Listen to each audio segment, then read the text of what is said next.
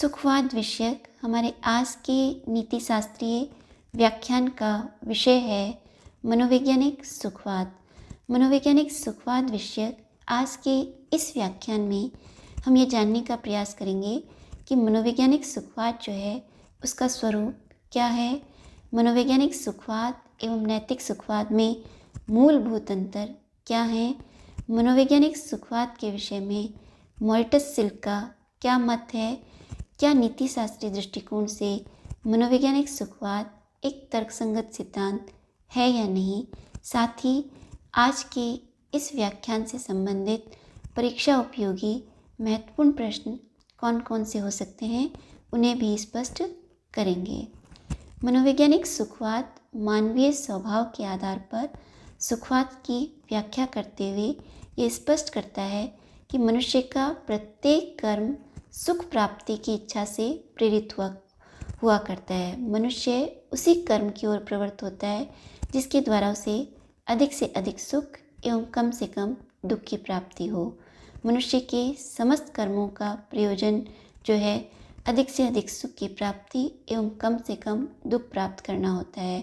मनुष्य का स्वभाव ही ऐसा है कि वह उसे उसी कर्म की ओर प्रवृत्त और उन्मुख करता है जिसके द्वारा उसे सुख की प्राप्ति एवं कम से कम दुख की प्राप्ति हो। इस प्रकार मनोवैज्ञानिक सुखवाद मानवीय स्वभाव के आधार पर सुखवाद की विवेचना करते हुए ये स्पष्ट करता है कि मनुष्य के स्वाभाविक प्रक्रिया ही ऐसी है कि वह उन्हीं कर्मों की ओर प्रवृत्त हुआ करता है जिनके द्वारा उसे अधिक से अधिक सुख एवं कम से कम दुख की प्राप्ति हो। मनुष्य की सुख प्राप्ति में सहायक प्रत्येक कर्म शुभ और इसमें जो बाधक है वह अशुभ है। यहाँ ये स्पष्ट करना आवश्यक है कि यद्यपि मनोवैज्ञानिक सुखवाद और नैतिक सुखवाद दोनों जो है सुख को ही मानवीय जीवन का परम लक्ष्य स्वीकार करते हैं, किंतु इन दोनों में कुछ मूलभूत अंतर हैं। जहाँ मनोवैज्ञानिक सुखवाद मानवीय स्वभाव के आधार पर सुखवाद की व्याख्या करता है, वहीं नैतिक सुखवाद जो है कर्तव्यों के आधार पर सुखवाद की विवेचना करता है। मनोवैज्ञानिक सुखवाद जो है मानवीय स्वभाव का तथ्यात्मक विवेचन करते हुए ये स्पष्ट करता है कि मनुष्य क्या चाहता है, जबकि नैतिक सुखवाद जो है ये स्पष्ट करता है कि मनुष्य को क्या करना चाहिए। मनोवैज्ञानिक सुखवाद मानवीय स्वभाव का वर्णनात्मक विवेचन करता है, जबकि नैतिक सुखवाद मानवीय कर्तव्यों के लिए मापदंड प्रस्तुत करते हुए उसका मूल्यांकन परक विवेचन करता है। ये मनोवैज्ञानिक सुखवाद और नैतिक सुखवाद में कुछ मूलभूत अंतर हैं। मनोवैज्ञानिक सुखवाद के जो प्रमुख समर्थक हुए हैं मॉरिटस सिल्क, उन्होंने मनोवैज्ञानिक सुखवाद का विवेचन करते हुए ये स्पष्ट किया है कि मनुष्य की प्रत्येक स्वाभाविक प्रवृत्ति जो होती है वह अधिक से अधिक सुख प्राप्ति की ओर उन्मुख होती है और कम से कम दुख की ओर उन्मुख होती है। अपनी पुस्तक प्रॉब्लम्स ऑफ एथिक्स में मानवीय स्वभाव के आधार पर सुखवाद का विवेचन करते हुए मॉरिटस सिल्क स्पष्ट करते हैं कि हमारे प्रत्येक अनुभूति में सुखात्मक और दुखात्मक दोनों प्रकार की अनुभूतियाँ अंतर्निहित होती हैं, किंतु मनुष्य जो है उसी प्रवृत्ति की ओर उन्मुख होता है जिसके द्वारा उसे सुख की प्राप्ति एवं दुख की कम से कम प्राप्ति हो। अर्थात मानवीय कर्मों का निर्धारण जो है किसी न किसी प्रलोभन या सुख पर ही आधारित होता है। इस प्रकार मॉरिटस सिल्क के मतानुसार मनुष्य का स्वभाव ही ऐसा है कि वह उसी कर्म की ओर उन्मुख होता है जिसके द्वारा उसे अधिक से अधिक सुख एवं कम से कम दुख की प्राप्ति हो। मॉरिटस सिल्क के मतानुसार कुछ विशेष परिस्थितियों में मनुष्य जब परोपकार या आत्मत्याग की भावना से प्रेरित होकर कोई कर्म करता है तो उस समय भी उसका मुख्य उद्देश्य जो है सुख प्राप्ति ही हुआ करता है। मनुष्य दूसरों के हितों के लिए या परोपकार की भावना से प्रेरित होकर जब अपने प्राणों का बलिदान करता है तो उसके परिणाम स्वरूप उसे जो सुख या आनंद प्राप्त होता है उसका त्याग करना उसके लिए अत्यंत कष्टदायक होता है। यही कारण है कि वह उस परिस्थिति में अपने प्राणों का त्याग या बलिदान करना अधिक श्रेष्ठ समझता है, क्योंकि उसका त्याग करना उसके लिए अत्यंत कष्टदायक और दुखदायक होता है। इस प्रकार मॉरिटस सिल्क के मतानुसार परोपकार, आत्मत्याग आदि जो मानवीय भावनाएं हैं, इनके परिणाम स्वरूप भी मनुष्य जो कोई महान कार्य या दूसरों के हितार्थ कोई कार्य किया करता है, उसका मुख्य उद्देश्य भी अधिक से अधिक सुख प्राप्ति करना ही होता है।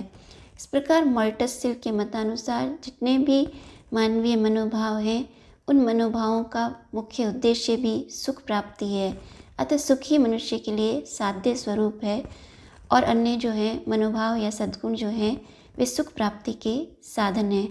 अपने इसी मत को मनोवैज्ञानिक सुखवाद की व्याख्या करते हुए मॉरिटस सिल्क एक उदाहरण के द्वारा स्पष्ट करते हैं कि जिस प्रकार हमारी आँखें अंधकार में रखी हुई किसी वस्तु को नहीं देख सकती, उसी प्रकार हमारी स्वाभाविक मानवीय इच्छा कभी भी उस कर्म की ओर प्रवृत्त नहीं हो सकती जिसके द्वारा हमें सुख की प्राप्ति नहीं हो। मनुष्य का प्रत्येक कर्म जो है सुख प्राप्ति की स्वाभाविक इच्छा से ही प्रेरित हुआ करता है। इस प्रकार मॉरिटस सिल्क जो है मानवीय स्वभाव के आधार पर सुखवाद का विवेचन करते हुए ये स्पष्ट करते हैं कि मनुष्य का स्वभाव ही ऐसा है कि वह उस कर्म की ओर उन्मुख हुआ करता है जिसके द्वारा उसे अधिक से अधिक सुख एवं कम से कम दुख की प्राप्ति हो। मानवीय स्वभाव के आधार पर सुखवाद का विवेचन करने के कारण मॉरिटस सिल्क का जो मत है वह मनोवैज्ञानिक सुखवाद कहलाता है। हमारे लिए अब ये विचारणीय प्रश्न है कि मनोवैज्ञानिक सुखवाद जो है नीति शास्त्रीय दृष्टिकोण से कितना तर्कसंगत सिद्धांत है। जैसा कि अभी हमने इस विवेचन में स्पष्ट किया कि मनोवैज्ञानिक सुखवाद जो है मानवीय स्वभाव के आधार पर सुखवाद की व्याख्या करते हुए ये स्पष्ट करता है कि मनुष्य का प्रत्येक कर्म सुख प्राप्ति की स्वाभाविक इच्छा से प्रेरित हुआ करता है। मनुष्य उसी कर्म की ओर उन्मुख हुआ करता है जिसके द्वारा उसे अधिक से अधिक सुख एवं कम से कम दुख की प्राप्ति हो, क्योंकि मनुष्य का स्वभाव ही ऐसा है कि वह उसे उसी कर्म की ओर प्रवृत्त करता है जिसके द्वारा उसे अधिक से अधिक सुख एवं कम से कम दुख की प्राप्ति हो। मनोवैज्ञानिक सुखवाद में ये आंशिक सत्य अवश्य विद्यमान है कि मनुष्य का स्वभाव ऐसा है कि वह उसे उसी कर्म की ओर उन्मुख करता है जिसके द्वारा उसे सुख की प्राप्ति एवं कम से कम दुख की प्राप्ति हो। किंतु मनुष्य के समस्त कर्मों का प्रयोजन सदैव सुख प्राप्ति ही नहीं हुआ करता। मनुष्य कई बार जो है कर्तव्य की भावना से प्रेरित होकर और कई बार परोपकार, पारस्परिक प्रेम, स्नेह, सद्भाव आदि मनोभावों से युक्त होकर भी कर्म की ओर प्रवृत्त हुआ करता है। उस समय मनुष्य का उद्देश्य जो है सुख प्राप्ति होना नहीं होता, अपितु वह विशुद्ध कर्तव्य की चेतना से या जो है पारस्परिक सहयोग, सद्भाव, परोपकार आदि मनोभावों से प्रेरित होकर कर्म किया करता है। कई बार हम देखते हैं कि राष्ट्र की सुरक्षा के लिए सैनिक जो है सहर्ष अपने प्राणों का त्याग कर देता है। राष्ट्र की सुरक्षा में कई बार हम देखते हैं कि सैनिक अपाहिज हो जाते हैं और उनका जीवन जो है पूर्णतया पराश्रित हो जाता है। ऐसी परिस्थिति में सुख प्राप्त करना उनके जीवन का उद्देश्य नहीं होता। उनका जो मुख्य उद्देश्य होता है वह विशुद्ध कर्तव्य की चेतना अर्थात राष्ट्रीय सुरक्षा ही को दृष्टिगत रख के ही वे अपने प्राणों और अपने शरीर का बलिदान किया करते हैं। अतः मनोवैज्ञानिक सुखवाद जो ये कहता है कि मनुष्य सुख से प्रेरित होकर ही समस्त कर्म करता है, वह उचित नहीं है। इसी प्रकार हम देखते हैं कि पारिवारिक नामक संस्था में पारस्परिक सद्भाव, प्रेम और स्नेह के वशीभूत होकर मनुष्य जो है एक दूसरे के लिए कर्तव्य कर्म करने के लिए प्रेरित हुआ करते हैं। इसी प्रकार हम देखते हैं कि सामाजिक उद्देश्यों की प्राप्ति के लिए मनुष्य कई बार परोपकार की भावना से या परहित से प्रेरित होकर दूसरों के लिए कार्य किया करता है। उस समय उसका उद्देश्य जो है व्यक्तिगत सुख प्राप्त करना नहीं होता है, अपितु वह परोपकार की भावना से प्रेरित होकर दूसरों के हितार्थ कर्तव्य कर्मों में प्रवृत्त हुआ करता है। अतः मनोवैज्ञानिक सुखवाद जो है उसका ये मत जो है तर्कसंगत नहीं है कि मनुष्य का प्रत्येक कर्म जो है सुख प्राप्ति की इच्छा से ही प्रेरित हुआ करता है। मानवीय कर्म जो हैं उनके पीछे विभिन्न प्रयोजन अंतर्निहित होते हैं और वे सदैव केवल सुख प्राप्ति की इच्छा से प्रेरित नहीं हुआ करते। मनोवैज्ञानिक सुखवाद जो ये स्पष्ट करता है कि मनुष्य जो है सुख प्राप्ति की इच्छा से ही प्रेरित होकर कर्म करता है, अर्थात मनुष्य का जो तात्कालिक उद्देश्य है वह सुख प्राप्ति ही है। किंतु मनुष्य के प्रत्येक कर्म का तात्कालिक उद्देश्य सुख नहीं होता है। बटलर ने जैसे कि स्पष्ट किया है कि मनुष्य की कुछ स्वाभाविक प्रवृत्तियाँ हुआ करती हैं, जैसे कि भूख, प्यास आदि। इन परिस्थितियों में कोई मनुष्य जो भूख से पीड़ित है वह उस समय भोजन करना चाहता है, न कि भोजन से प्राप्त होने वाले सुख को प्राप्त करना चाहता है। यद्यपि इन स्वाभाविक इच्छाओं की पूर्ति करने पे मनुष्य को सुख की अनुभूति होती है, किंतु सुख मनुष्य का तात्कालिक उद्देश्य या लक्ष्य नहीं हुआ करता।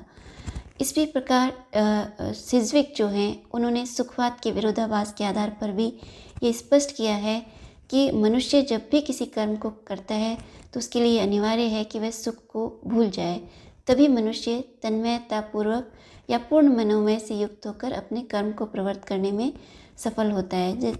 सिज्विक ने एक उदाहरण दिया है कि एक खिलाड़ी जब खेल में प्रवृत्त होता है तो उसके लिए आवश्यक है कि उस परिस्थिति में वह जो है खेल से प्राप्त होने वाले सुख को भूल जाए। यदि खिलाड़ी केवल खेल से प्राप्त होने वाले सुख को ध्यान में रखकर ही खेल में प्रवृत्त होता है तो वह कभी भी अपने उस खेल को पूर्ण मनोयोग से नहीं खेल सकता और न ही उसमें सफल हो सकता है। अतः मनुष्य के लिए कोई भी कर्म करते समय यह आवश्यक है कि वह पूर्ण तन्मयता एवं मनोयोग से युक्त होकर उस कर्म को करे और उसके परिणाम स्वरूप प्राप्त होने वाले सुख को भूल जाए। इसे ही सिज्विक ने सुखवाद का विरोधाभास कहा है। सुखवाद के इस आलोचनात्मक विवेचन से ये स्पष्ट है कि सुखवाद जो है मानवीय स्वभाव के विवेचन के आधार पर जो नैतिकता की व्याख्या करता है वह तर्कसंगत नहीं है। सुखवाद मानवीय स्वभाव का एकांगी विवेचन करता है, क्योंकि सुखवाद के मतानुसार मनुष्य के प्रत्येक कर्म का उद्देश्य सुख प्राप्ति है, किंतु अभी हमने देखा कि मनुष्य के प्रत्येक कर्म का उद्देश्य सदैव सुख प्राप्ति ही नहीं हुआ करता। मनोवैज्ञानिक सुखवाद में यह आंशिक सत्य अवश्य विद्यमान है कि मनुष्य जो है सुख प्राप्ति की स्वाभाविक इच्छा से प्रेरित होकर कर्म की ओर प्रवृत्त होता है। आज के हमारे इस व्याख्यान से संबंधित कुछ महत्वपूर्ण प्रश्न इस प्रकार हैं। मनोवैज्ञानिक सुखवाद की अवधारणा को स्पष्ट कीजिए। मनोवैज्ञानिक सुखवाद और नैतिक सुखवाद में क्या अंतर है उसे स्पष्ट कीजिए। मनोवैज्ञानिक सुखवाद के विषय में मॉरिटस सिल्क के मत का आलोचनात्मक परीक्षण कीजिए। मनोवैज्ञानिक सुखवाद जो है वह मानवीय स्वभाव की नीति शास्त्रीय दृष्टिकोण से तर्कसंगत व्याख्या करता है या नहीं, इस विषय में अपने मत को स्पष्ट कीजिए। मनोवैज्ञानिक सुखवाद का आलोचनात्मक परीक्षण करते हुए ये स्पष्ट कीजिए कि नीति शास्त्रीय दृष्टिकोण से यह जो है एक तर्कसंगत सिद्धांत नहीं है। आज के व्याख्यान से संबंधित ये महत्वपूर्ण प्रश्न